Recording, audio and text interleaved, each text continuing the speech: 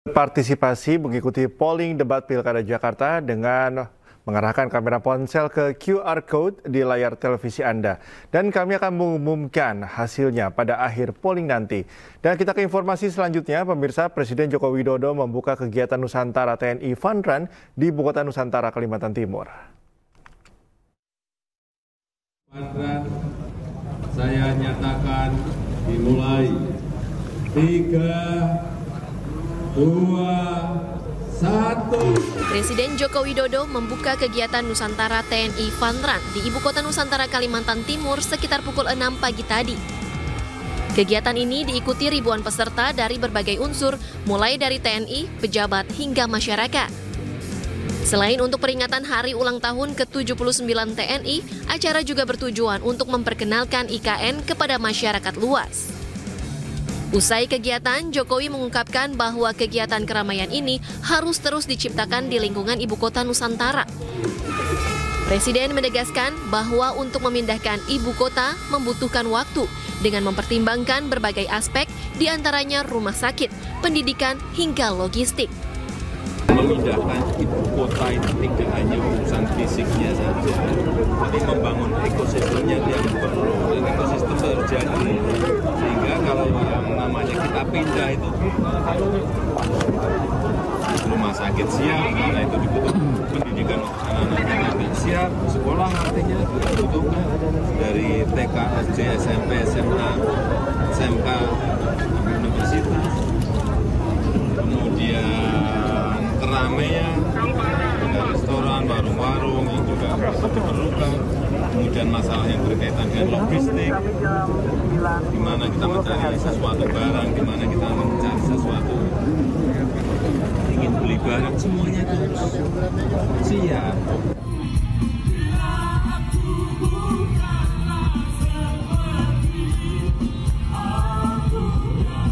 Dalam kesempatan yang sama, Panglima TNI Jenderal Agus Subianto, Kapolri Jenderal Listio, Menteri PUPR Basuki Hadi Mulyono, dan Menhub Budi Karya Sumadi ngeband bareng disaksikan Presiden Joko Widodo.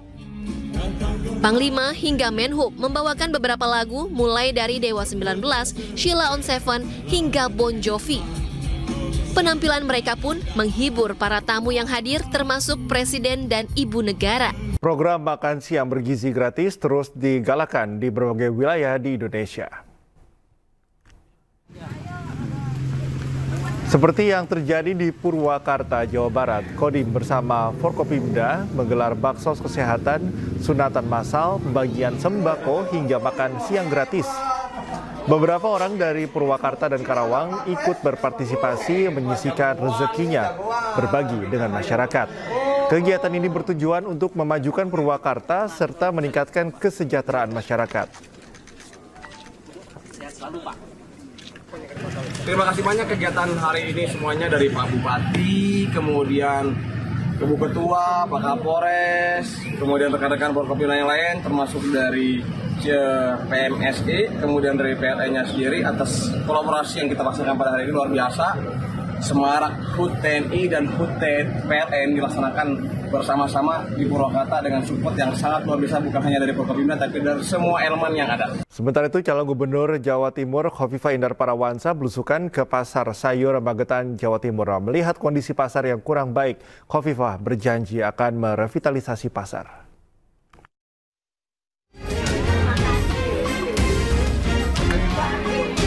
Kampanye di Kabupaten Magetan, Cagup Jawa Timur Khofifah Indar Parawansa meninjau pasar sayur di kawasan Jalan Kunti, Magetan. Dalam belusukannya ini, Khofifah menyerap aspirasi pedagang yang mengeluhkan pasar di kawasan tersebut sepi pembeli karena kepuran penjualan online. Selain itu, kondisi pasar juga perlu direvitalisasi pasca kebakaran beberapa tahun yang lalu. Khofifah pun akan mengupayakan adanya perbaikan pasar dan juga akan memberi pelatihan kepada para pedagang agar bisa mengimbangi penjualan online sehingga pedagang bisa berkembang dan menambah omset mereka. Kita merekam dari aspirasi mereka. Pertama, memang mungkin infrastrukturnya sudah harus direnovasi dan sudah disampaikan ke pemerintah pusat karena angkanya Kalau sudah di atas 100 itu untuk BK provinsi terlampau besar.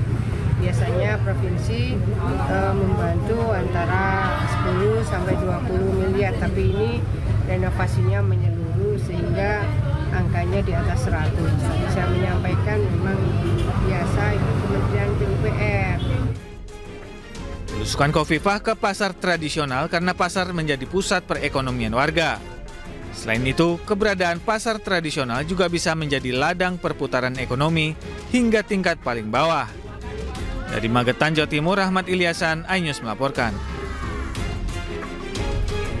Pasangan calon gubernur dan wakil gubernur Jawa Timur nomor urut 3 Tri Risma hari ini, Zahrul Ashar Asumta atau Gus Hans menemui puluhan influencer di Surabaya. Risma Gus Hans berharap para influencer bisa menyebarluaskan program kerja yang akan dijalankan apabila terpilih sebagai gubernur dan wakil gubernur Jawa Timur pada pemilihan gubernur 27 November mendatang. Ayo, mau ngobrol apa?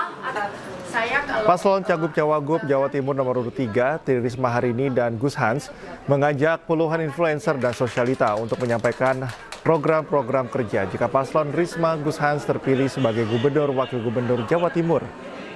Berbagai sektor mulai dari pendidikan gratis secara penuh hingga tingkat SMA, pembangunan infrastruktur, serta pembangunan dan pemerataan kualitas sumber daya manusia memerlukan sosialisasi di masyarakat. Pertemuan ini sekaligus sebagai strategi menggait generasi Z melalui para influencer yang kini juga dianggap menjadi bagian dari pilar demokrasi. Tapi yang paling penting adalah bagaimana kita memberikan informasi sekaligus nanti seandainya itu terjadi mereka sudah bisa menyiapkan apa yang mereka harapkan dan apa yang mereka impikan, kemudian kita rangkum dengan langkah-langkah yang akan kita lakukan. Pemirsa, ada saja ulah oknum camat yang diduga tidak netral dalam Pilkada 2024 di Kabupaten Pesawaran, Lampung. Oknum camat ini kepergok membawa ratusan alat peraga kampanye pasangan calon bupati di dalam mobil dinasnya.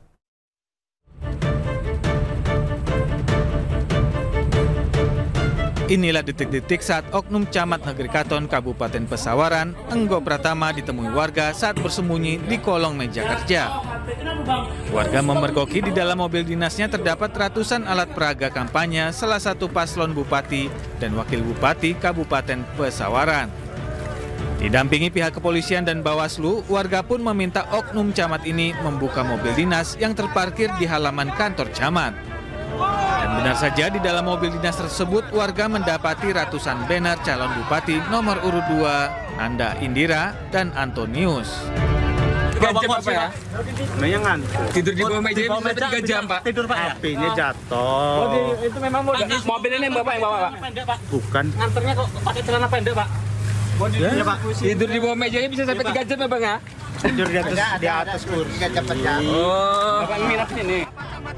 Ketua MP Saparudin Tanjung yang berada di lokasi meminta kepada Bawaslu beserta kepolisian untuk segera menindaklanjuti temuan ini.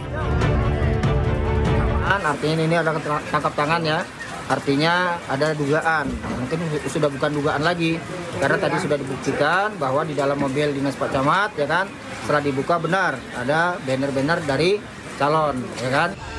Sementara Ketua Bawaslu Pesawaran Fatihun Najah menegaskan pihaknya akan langsung memproses masalah tersebut. Dari Kabupaten Pesawaran, Lampung, Andres Afandi, iNews melaporkan. Ya, pemirsa, Jakarta Baru menjadi Jakarta Maju menjadi slogan pasangan Ridwan Kamil Suswono di Pilgub Jakarta 2024 mendatang. Paslon nomor urut 1 ini akan membawa kesejahteraan bagi warga Jakarta melalui sejumlah program unggulannya.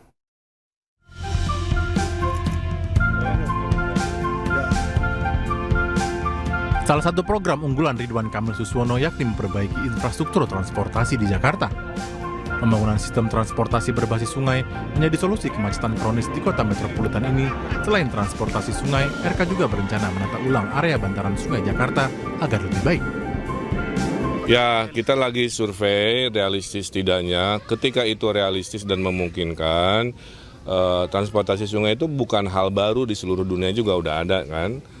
tapi bisa menjadi alternatif. Tentang sungai kita nih, ini seperti kita lihat, Ciliwung yang tadinya terabaikan sekarang udah jadi pusat ekonomi, pusat kegiatan masyarakat, edukasi, dan lain-lain. Selain itu, Jakarta juga dituntut hadir sebagai kota ramah manusia dengan menyediakan ruang bagi pejalan kaki. Hal ini menjadi salah satu janji Cagup nomor urut 1 ini kepada kaum muda Jakarta. Kota ini kalau mau maju dengan cepat, warganya harus ikut berpartisipasi dalam membentuk sumbang gagasan, dalam membentuk komunitas, ya, karena kota kita adalah tanggung jawab kita. Program Ridho lainnya yakni membangun dengan penghijauan guna mengurangi tingkat polusi serta sebagai upaya mengurangi tingkat stres di Jakarta yang masuk nomor 9 di dunia. Tim Liputan iNews melaporkan.